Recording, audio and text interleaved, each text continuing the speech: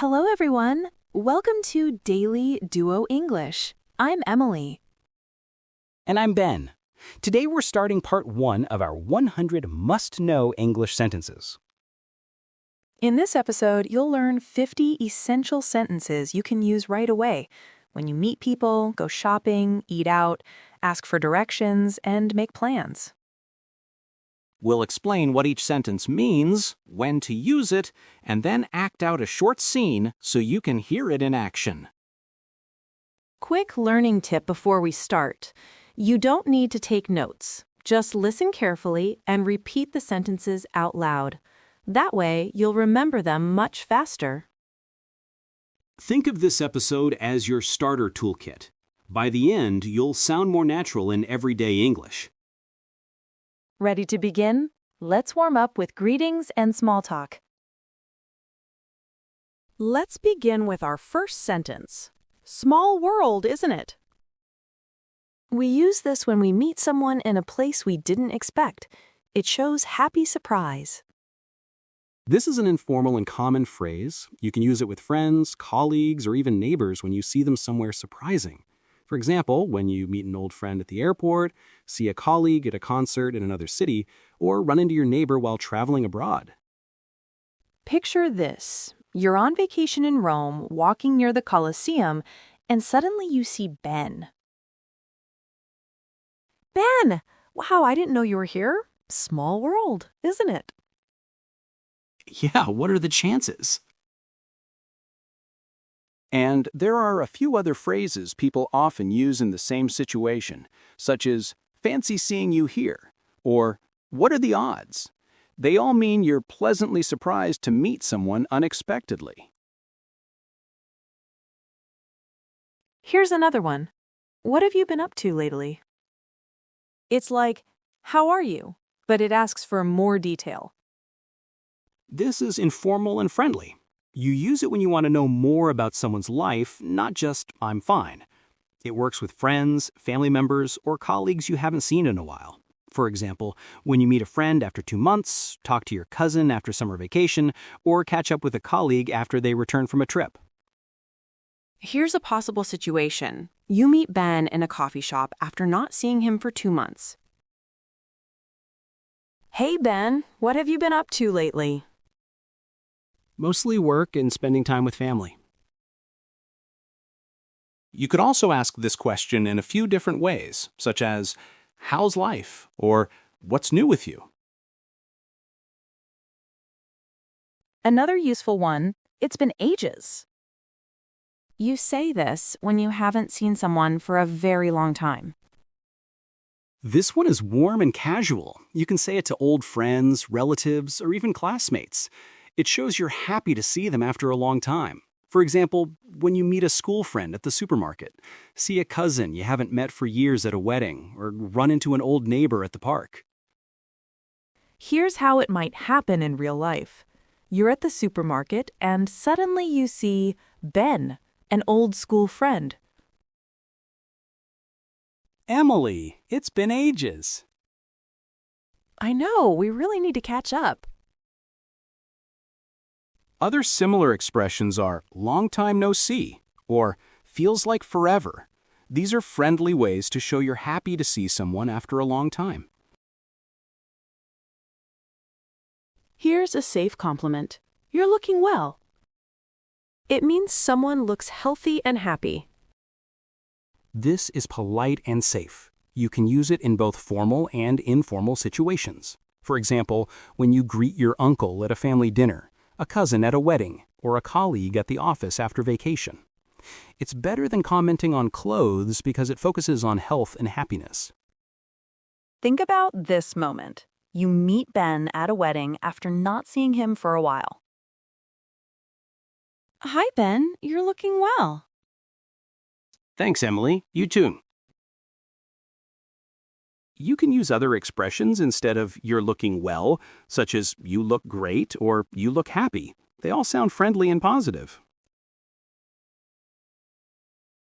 Let's check out this sentence. How's everything on your end?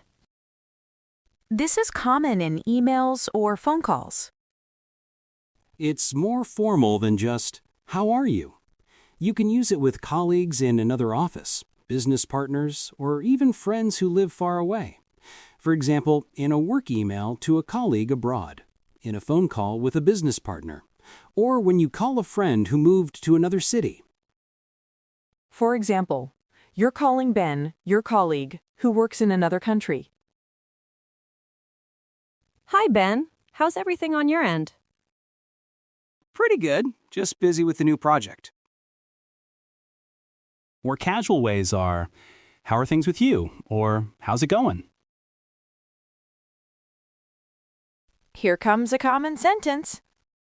Can't complain, really. You usually say this when someone asks, "How are you?" or "How's life?" It means life is okay, not amazing, not terrible. You use it when you don't want to go into detail. It's safe for friends, coworkers, or neighbors. For example, at the office when your manager asks how you are, on the street when you greet a neighbor, or with a friend when life is just normal. Let's make a quick scene. You meet Ben in the office corridor and ask how he's doing. How are you these days? Can't complain, really. People also say things like "not too bad" or "doing fine." Another common sentence is same old, same old. This is what you say when someone asks, "What's new?" or "Anything exciting happening?" It means nothing has changed. You can use it with friends, colleagues, or family members. Your tone gives extra meaning. With a smile, it sounds positive. With a sigh, it sounds boring. For example, when a friend asks about your weekend, when your mom calls and asks what's new, or when a coworker wonders if anything interesting is happening at work. Here's a situation you might experience. You call Ben after a while and ask about his life. Anything new going on? Same old, same old. Other ways to say it are nothing much or just the usual. They mean exactly the same thing. Let's take a look at one more sentence. Been keeping busy? It's polite and not too personal. You use it when you want to start small talk without asking anything too private. It shows interest but keeps the conversation light. You can say it to coworkers, neighbors, or acquaintances. For example, at the coffee machine in the office, outside your apartment when you meet a neighbor, or in the park when you run into an old classmate. Let's try it in a short role play. You bump into Ben outside your apartment building. Hi, Ben. Been keeping busy? Yeah, lots of work lately. You could also ask, "Busy these days?" or "Got a lot going on?" Here's a good sentence for ending a chat. Nice catching up. It means it was good to talk again. This one is warm and polite. You can use it after a short chat with friends, colleagues, or even neighbors, such as after a phone call with a friend, a coffee break with a colleague, or meeting a neighbor at the store. It shows you enjoyed the conversation, but it's time to leave. Here's how it could sound. You meet Ben at a cafe, talk for a while, and then say goodbye. That was really nice. Nice catching up. Yeah, let's do it again soon. Another way is, "Great talking to you." You could also say, "Let's keep in touch." To close this section, here's a final one. Drop me a message sometime. This means call or text me when you want. It's informal and friendly. Use it when you want to stay in touch, but keep it casual. For example, after meeting an old friend for lunch, at the end of a casual coffee with a colleague, or when you see a classmate after years. Imagine the following. You see Ben at a cafe after a long time, and you want to stay in touch. Ben, it was so nice seeing you today. Drop me a message sometime. Sure, I'll send you a text later this week. People also say things like keep in touch or shoot me a text. And that's our greetings and small talk toolkit. With these, you can start conversations naturally and keep them flowing. Next up, let's head into shopping and services. Phrases that help you ask questions, compare products, and buy with confidence. Here's the first sentence. Could you tell me more about this one? This is a polite way to ask for details about a product. It's much better than just saying, "What's this?" You can use it in electronics stores, clothing shops, or even supermarkets when you want more information. For example, when asking about a new phone, checking the details of a jacket, or asking about a product you don't recognize. Picture this. You're shopping for a phone and want to know more about the model. Could you tell me more about this one? Sure, it has a better camera and more memory. You could also say something like, "Can you give me more details?" Or, "What can you tell me about this one?" The next sentence is there a warranty included? A warranty means the shop will fix or replace the item if it breaks. This is important for electronics, appliances, or anything expensive, like when you're buying a laptop or phone, a washing machine. Here's how it might sound in real life. You're in an electronics shop. Is there a warranty included? Yes, 2 years. Another way to ask is, does this come with a guarantee? It means the same thing as a warranty. Another sentence is, can I try this on? This is what you say when buying clothes or shoes. This is necessary in clothing shops, shoe stores, or even jewelry shops. For example, when you want to try on a pair of jeans, check if the shoes fit or try a jacket before buying it. Think about this moment. You're shopping for shoes. Can I try this on? Of course, the fitting rooms are over there. You could also ask, is there a fitting room nearby? That's another polite way to check if you can try something on. Another helpful sentence is, do you have this in a different color? This shows you like the item, but not the color. You can use this in clothing stores, shoe shops, or furniture stores. For example, when you're looking at a red shirt but want a blue one, seeing black shoes but wanting brown, or choosing a sofa in a different color. Here's a quick role play. You're shopping for a shirt. Do you have this in a different color? Yes, we also have blue and red. You could also say, is this available in another color? Or even, do you have other shades? And if it's about size, here's a bonus one. Do you have this in my size? Once you've found the right size and color, the next question is often about price. Here's the sentence. Do you offer any discounts? It's a polite way to ask for a lower price. You can use this during sales seasons, in markets, or when buying multiple items, for example, in a clothing shop during a sale, at a furniture store, or at a market stall. For example, you're buying a jacket and want to know if there's a discount. Do you offer any discounts? Yes, 10% today. People also say, any special offers, or is there a promotion? Here's another sentence. That's a bit outside my budget. It's a softer way to say too expensive. You can use this in furniture shops, electronic stores, or clothing shops.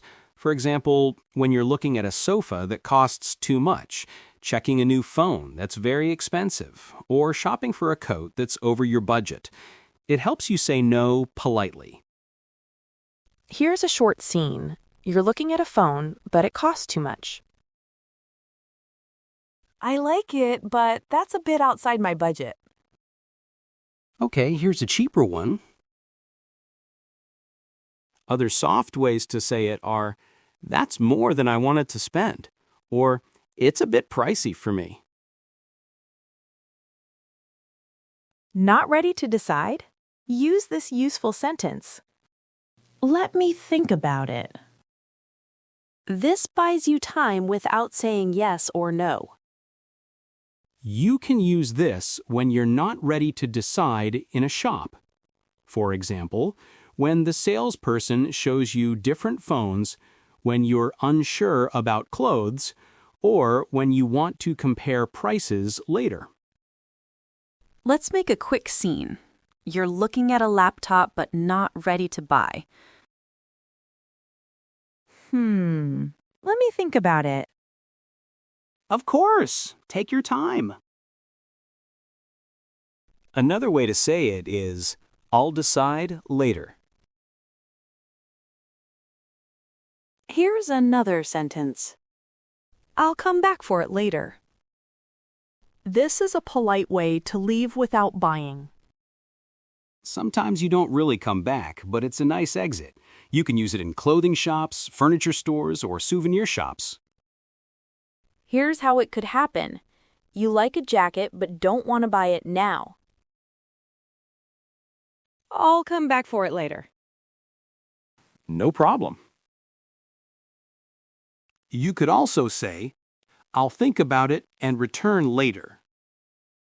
Remember, let me think about it means you're not sure yet. You're still deciding. I'll come back later is just a polite way to say no. Another important sentence is, can I return this if it doesn't fit? Every shop has different rules. This is very common in clothing shops, shoe stores, or online shopping. You should always ask before buying. Imagine this situation. You're buying a dress, but not sure about the size. Can I return this if it doesn't fit?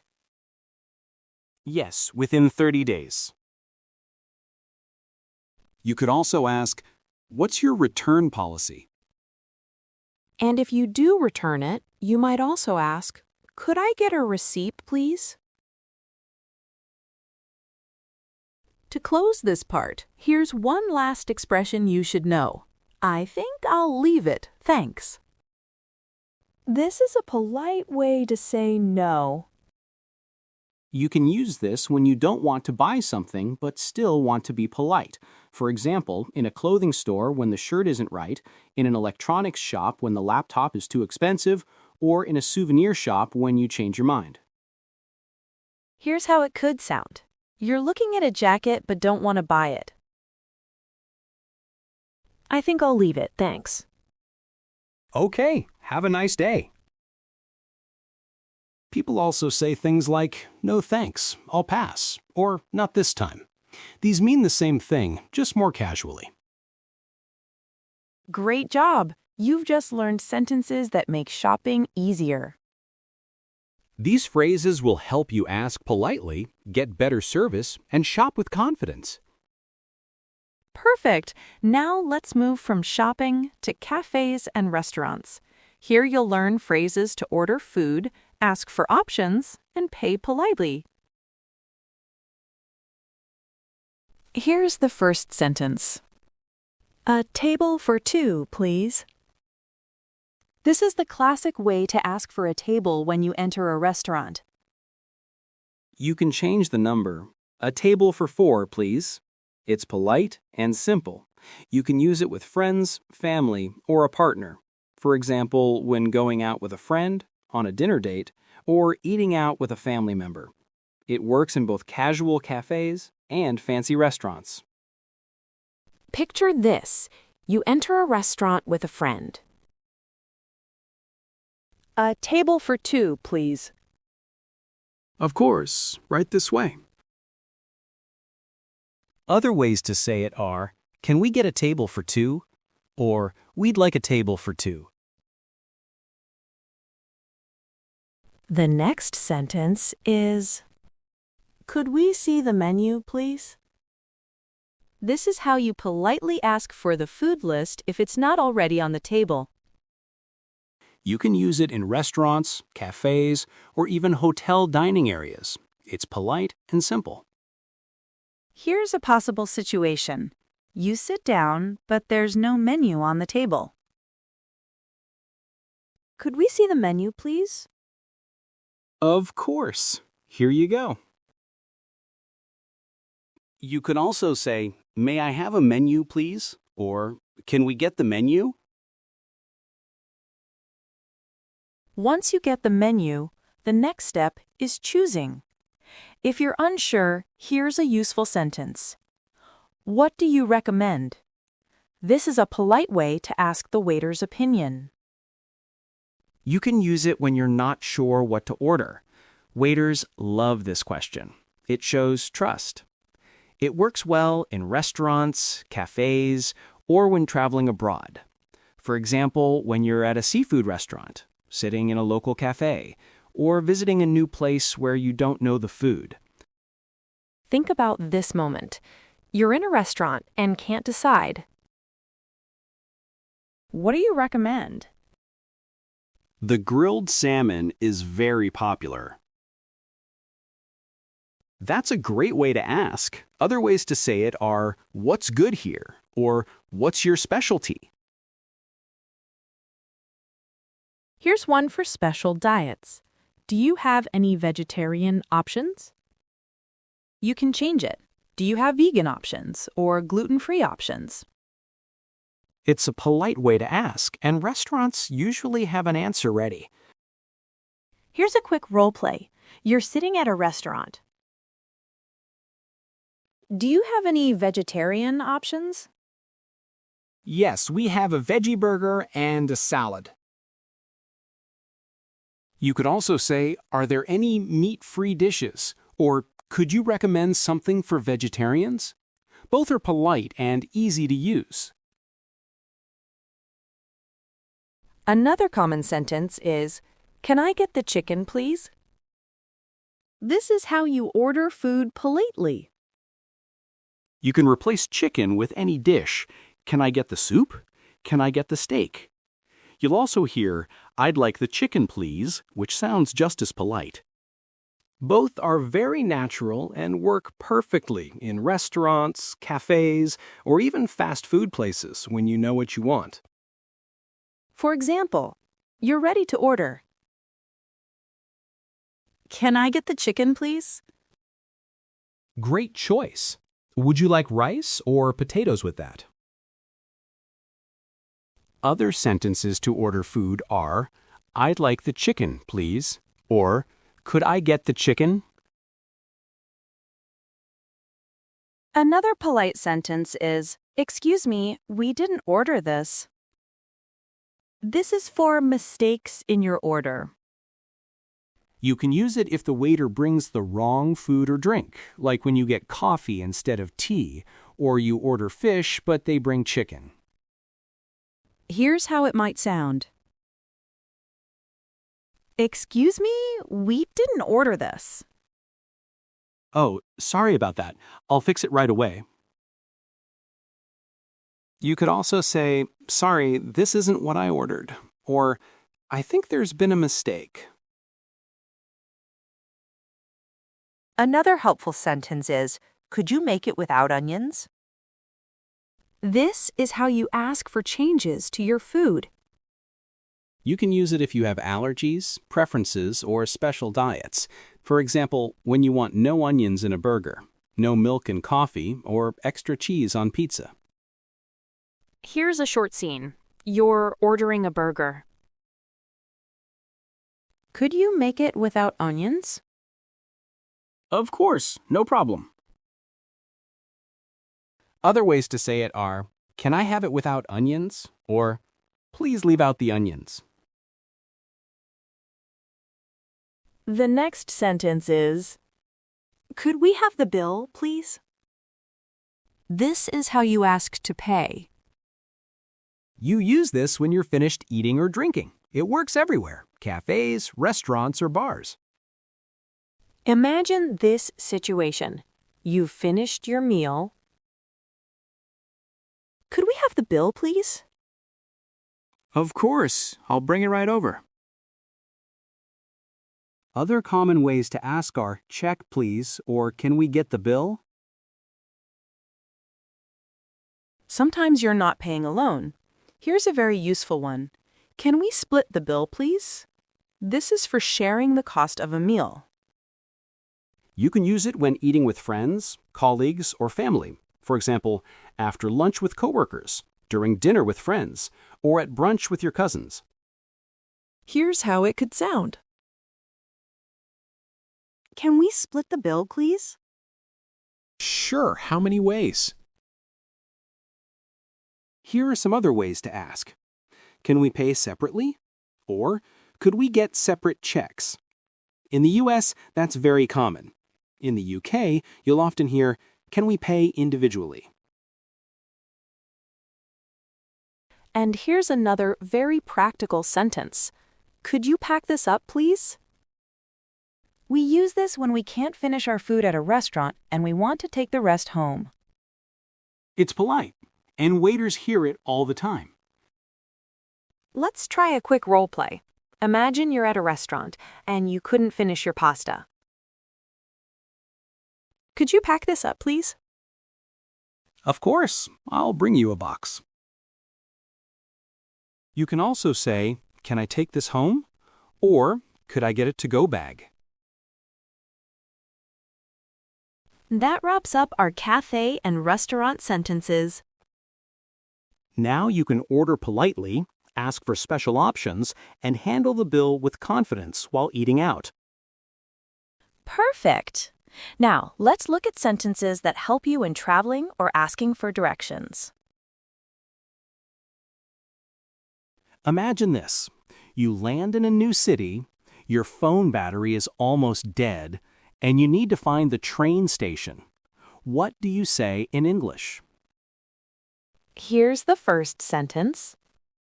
Excuse me, could you tell me how to get to the train station? This is a polite way to ask for directions. You can use it with strangers, locals, or police officers when traveling. It's formal and shows respect. Picture this. You're in a new city and need to find the train station. Excuse me, could you tell me how to get to the train station? Sure, go straight and then turn left. Other common ways to ask are, could you point me to the train station? Or simply, how do I get to the train station? The next sentence is it far from here? This is how you ask about the distance. You can use it after asking for directions. It's simple and works in any travel situation. Here's a possible scene. You ask a taxi driver. Is it far from here? You can also ask, is it close by? Or how far is it? Another useful sentence is, how long does it take to get there? This is about travel time. You can use it with bus drivers, locals, or hotel staff, like when you ask how long it takes to the airport, where a museum is, or how to get to the city center. Think about this moment. You get in a taxi to go to the airport. How long does it take to get to the airport? About 20 minutes. You can also say, how much time does it take? Or more naturally, how long is the ride? Here's another common sentence. Is there a bus that goes there? This is useful when you need public transport. You can use it in cities, at stations, or with locals. It helps you save money instead of using taxis. For example, you're asking about going to the airport. Is there a bus that goes to the airport? Yes, take bus number 45. Other ways to ask are, does a bus go there? Or, is there a train or bus? Another helpful sentence is, could you show me on the map? This is for when words are not clear. You can use it with locals who don't speak much English, or when you have a phone map. Here's a short scene. You have a paper map and ask for help. Could you show me on the map? Sure, it's right here. You could also say, can you mark it on the map? Or, could you point it out? Both sound natural when asking for directions.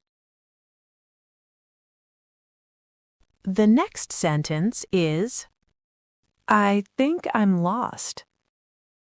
This is what you say when you can't find your way. You can use it with locals, police officers, or shop assistants. It's honest, and people usually want to help. Imagine this situation. You're walking in a city and can't find your hotel. Excuse me, I think I'm lost.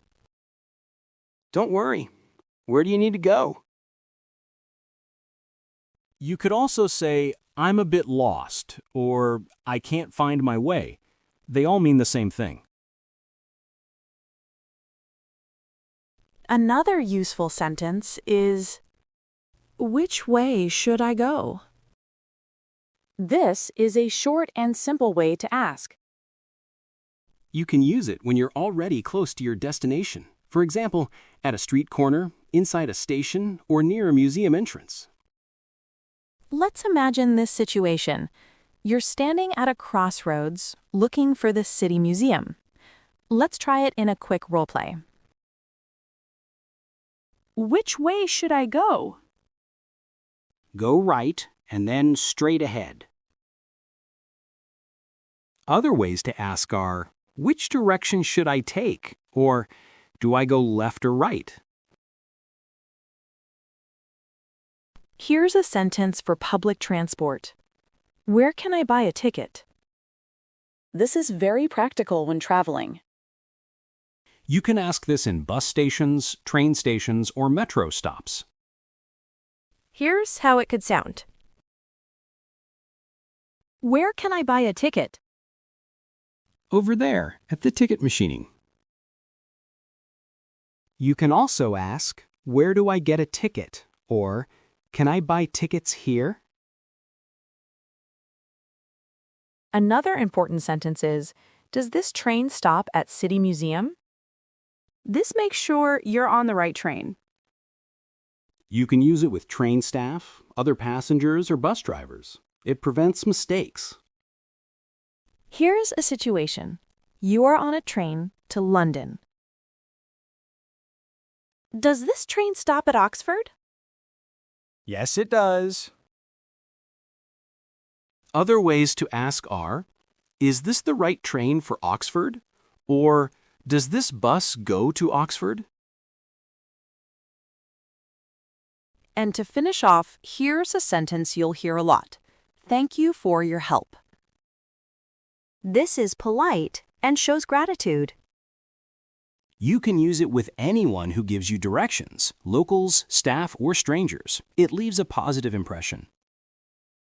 Here's a quick role play. A local helps you find the right bus to go to the City Museum. Thank you for your help. You're welcome. Safe travels.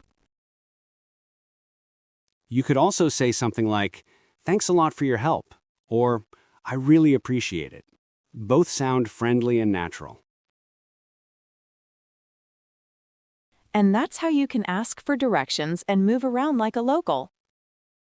These sentences are perfect when you're traveling in a new city. Okay, now let's move into everyday life. Sentences for making plans and arrangements. Here's the first sentence. Are you free this weekend? This is how you check someone's availability. You can use it with friends, colleagues, or family when you want to make plans. For example, when asking a friend about meeting up, asking a colleague if they're free for a team activity, or asking a cousin if they can visit. Picture this. You want to see a friend.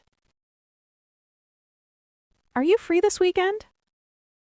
Yes, I don't have any plans.